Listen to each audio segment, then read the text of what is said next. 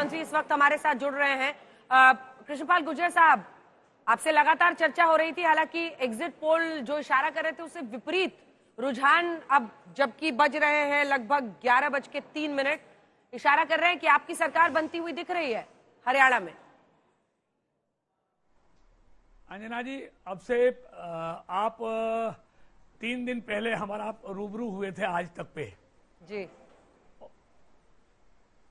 और आपने exit poll पर मेरे को बात की थी और मैंने उस दिन भी ये कहा था मैं एग्जिट पोल से इत्तेफाक नहीं रखता, क्योंकि एग्जिट पोल हमेशा सही होंगे ये संभव नहीं है। हमने उत्तराखंड, मध्य प्रदेश और छत्तीसगढ़ में इसको होते हुए, इसके विपरीत रिजल्ट आते हुए देखे हैं, और आज फिर एग्जिट पोल के विपरीत आप रुझान देख रहे हैं हरियाणा में। कृष्णपाल गुर्जर साहब, मेरा ये सवाल है, भारतीय जनता पार्टी 49 सीटों के साथ बहुत बड़े, मतलब अगर यही आंकड़ा फाइनल हो जाता है तो ये एक बहुत बड़ी जीत भारतीय जनता पार्टी की होगी हरियाणा में। मेरा ये सवाल है, 3 वो बड़े फैक्टर अगर आप अभी बताना चाहें कौन कौन से होंगे। लेकिन एक और सवाल है, मेरा सवाल यह है कि अब से थोड़ी देर पहले कांग्रेस पार्टी 60 पर लीड कर रही थी और फिर अचानक से बाजी पलट गई और बीजेपी आगे हो गई। तो आपको लगता है यही आंकड़े आगे तक कायम रहेंगे या भी थोड़ा इंतजार करेंगे मंत्री जी? देखिए अंजना जी, इंतजार करना चाहें तो खूब करें, लेकिन मैं तो पोलिंग के बाद और चुनाव के दौरान भी मैंने बार बार ये कहा मीडिया को कि हमको पूरा भरोसा है हरियाणा की 36 बिरादरी पर कि तीसरी बार नायब सैनी जी के नेतृत्व में पूर्ण बहुमत की सरकार बीजेपी की बनेगी। क्योंकि इन 10 सालों में मैं आपको अंजना जी बताना चाहता हूं, 2005 में कांग्रेस की सरकार केंद्र में भी बनी, हरियाणा में भी बनी, 67 सीट जीत के भूपेंद्र हुड्डा जी मुख्यमंत्री बने, और अगले ही 5 साल बाद चुनाव में 67 से वो 40 पर आ गए, और 10 साल बाद 40 से वो 15 पर आ गए। यानी 67 से 15 सीटों पर कांग्रेस हुड्डा जी के नेतृत्व में हमने आते हुए हरियाणा में देखी है। दूसरी तरफ बीजेपी 2014 में 47 थी, 2019 में 40 पर आई, 7 सीट कम हुई, और तीसरी 10 साल बाद फिर से सरकार बनाने जा रही है। इसका मतलब है कि भारतीय जनता पार्टी की जहां जहां सरकारें हैं वहां वहां सुशासन है, विकास है, भ्रष्टाचार मुक्त सरकार दी है। तो ये भरोसा ऐसे ही कायम नहीं होता। इस भरोसे के लिए गुर्जर साहब, मंत्री जी, भाजपा को अपने कार्यकर्ताओं को खपाना पड़ता है। जी बिल्कुल मंत्री जी, कार्यकर्ताओं की मेहनत रहती है, लेकिन आपने अभी 36 बिरादरी कहा, 36 या 35? लोग कह रहे हैं आप नॉन जाट वोट पर ही निर्भर रहते हैं। नहीं, हम भारतीय जनता पार्टी ना क्षेत्रवाद की राजनीति करती है, ना जातिवाद की राजनीति करती है। ये सबका साथ और सबका विकास, हरियाणा एक, हरियाणवी एक, इन 10 सालों में ये किया है, इसलिए तो ये परिणाम आ रहे हैं। अगर हम क्षेत्रवाद की और जातिवाद की राजनीति करते तो आज ये समर्थन भारतीय जनता पार्टी को मेरा मानना नहीं मिलता। 36 बिरादरी का आशीर्वाद भारतीय जनता पार्टी को मिला है, इसलिए ये रिजल्ट 10 साल बाद भी भारतीय जनता पार्टी। गुर्जर जी, लेकिन हम सब जानते हैं कि अगर आखिरी वक्त पर इलेक्शन के ठीक पहले आपको मुख्यमंत्री का चेहरा बदलना पड़ गया, मनोहर लाल को हटाकर नायब सिंह सैनी को आप लेकर आते हैं, सैनी वोटर्स के साथ ही साथ जो ओबीसी वोटर्स हैं उनको अपने पक्ष में लाने की कोशिश करते हैं, और आप कहते हैं कि जातिवाद की पॉलिटिक्स बीजेपी नहीं करती। जो भी पॉलिटिक्स हो फिलहाल तो वो चलती हुई दिखाई दे रही है इस वक्त हरियाणा में, और आखिरी वक्त पर यह किया गया फेरबदल बीजेपी के लिए ऐसा लग रहा है गुजरात की तरह कामयाब होता हुआ अभी तक के रुझानों में दिखाई दे रहा है। देखिए अंजना जी, ये पहली बार खाली हरियाणा में हुआ ऐसा नहीं है।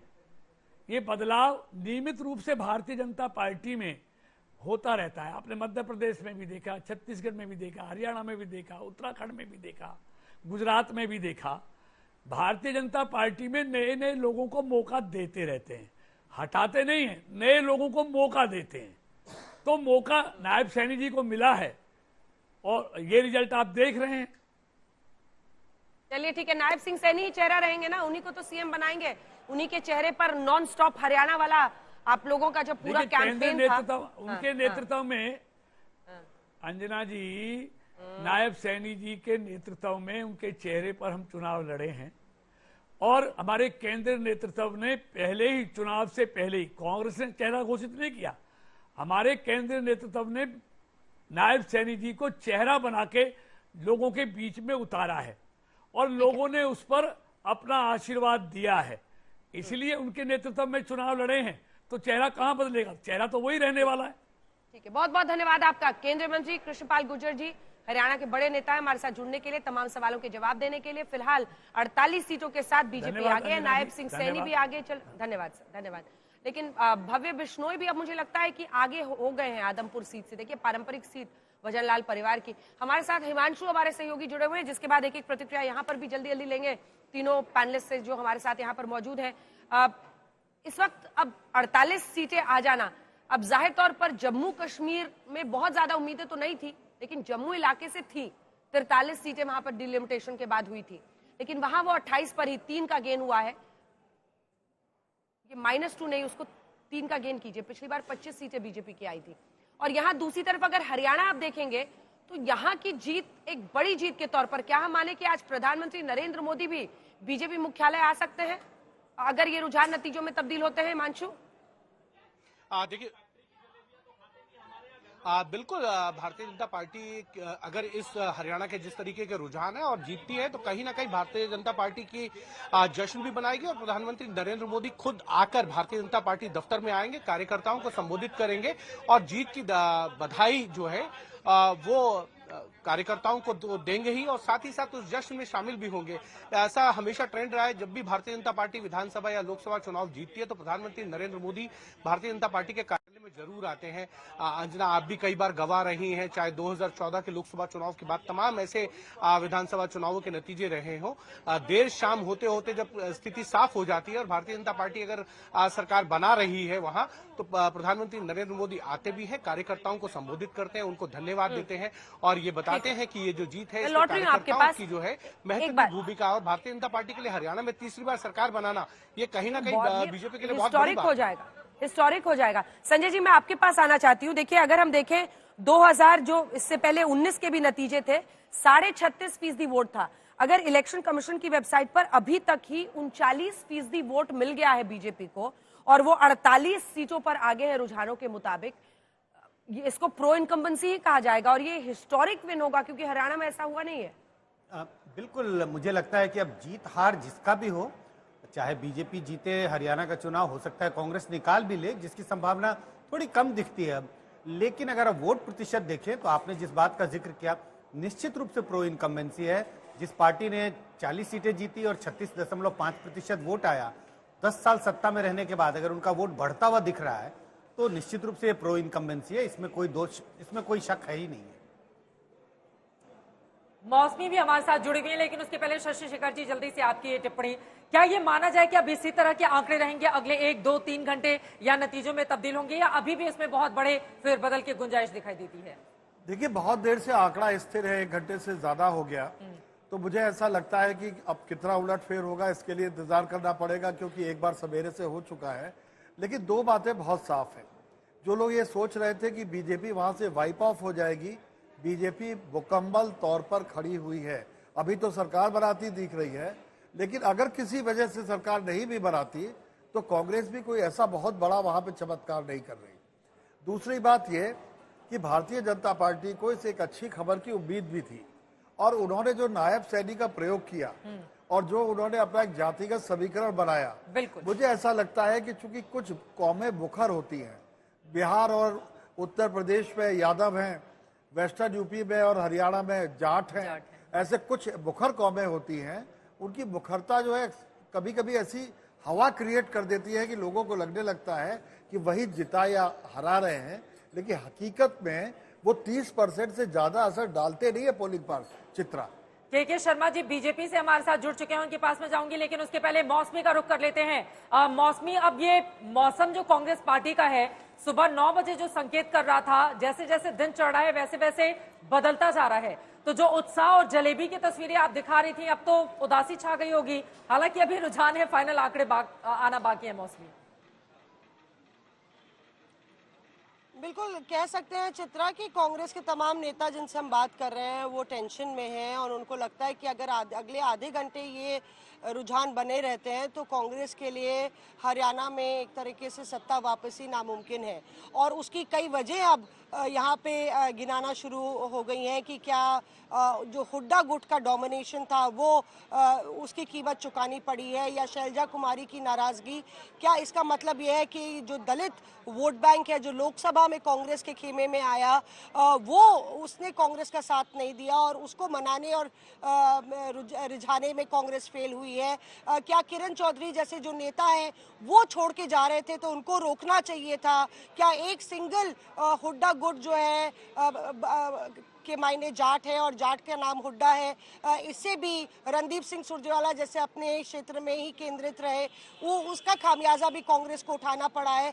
क्या एक सर्वे जो हुआ था सुनील कुनुगुलू का उसको भी कटघरे में खड़ा करने की जरूरत है जिसने टिकट वितरण में बहुत अहम भूमिका निभाई? ये सब सवाल जो है अब खड़े होने लगे हैं। शैलजा कुमारी से लेके तमाम नाम जो है वो सामने आ रहे हैं और ऐसे में कांग्रेस के लिए ये एक बहुत बड़ा सेटबैक होगा अगर ये रुझान सही होते हैं चित्रा, क्योंकि आप लोकसभा में जो आपने थोड़ा ठीक प्रदर्शन किया था और प्रधानमंत्री नरेंद्र मोदी की ब्रांड को आप लगातार डेंट करने की कोशिश कर रहे थे। कहीं ना कहीं मोदी सरकार केंद्र में भी इस हरियाणा की जीत से मजबूत होते हुए नजर आएगी। एक और छोटा सा जवाब मैं आपसे चाहूंगी। अब मौसमी, विनेश फोगाट को लेकर अभी भी जानकारी यही है कि विनेश फोगाट अपनी सीट से पीछे चल रही हैं। देखिए, किसान, नौजवान, पहलवान का मुद्दा जिस शिद्दत से उठाया गया था कांग्रेस पार्टी की ओर से, विनेश फोगाट को चुनावी मैदान में उतार दिया गया और अगर वो वहां से हार जाती हैं, हालांकि अभी रुझान है, फाइनल आंकड़े आना भी बाकी है, तो फिर इसका संदेश और संकेत क्या होगा? मौसमी, छोटा सा जवाब इस पर।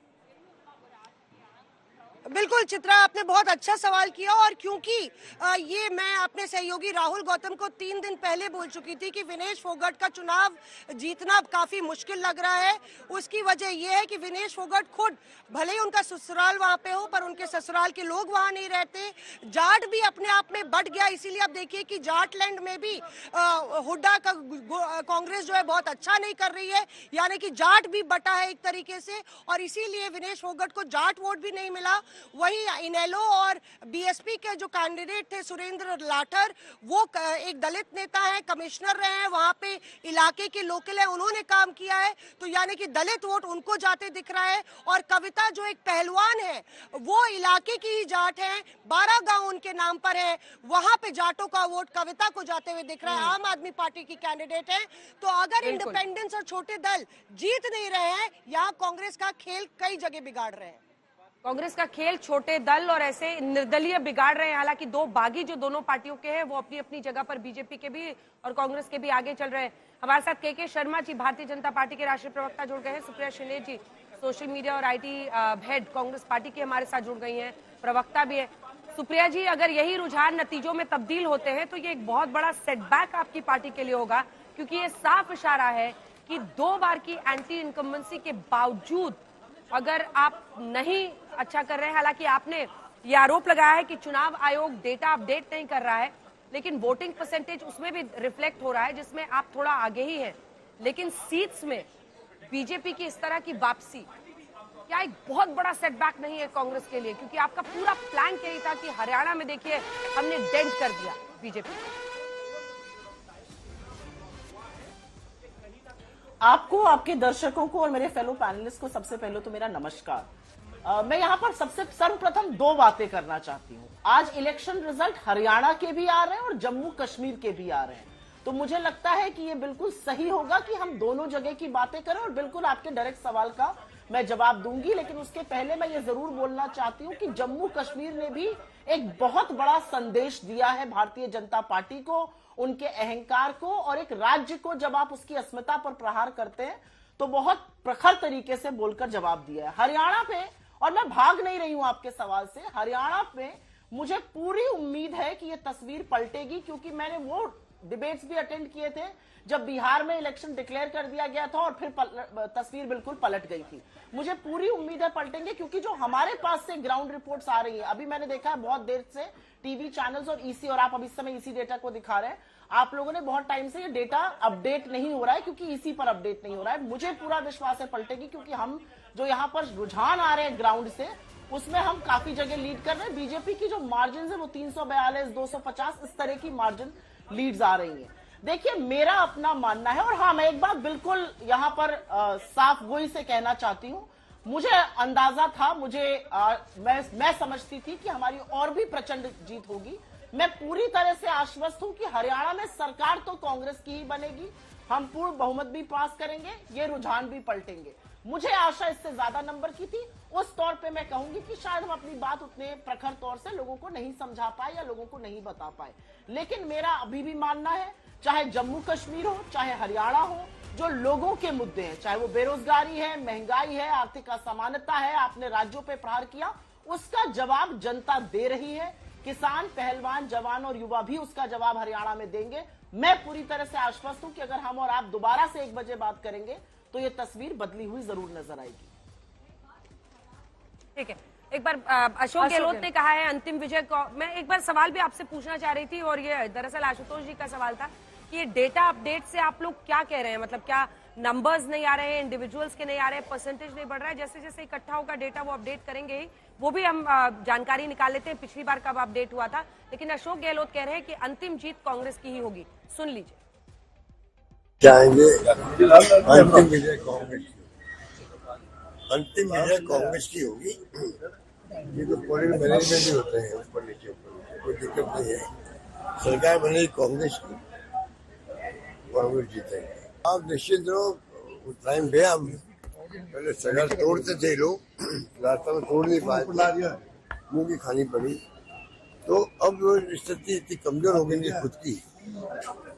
खुद की स्थिति कमजोर हो गई, इनकी पूरी पार्टी में रिवोल्ट है, माहौल बदल गया देश के अंदर।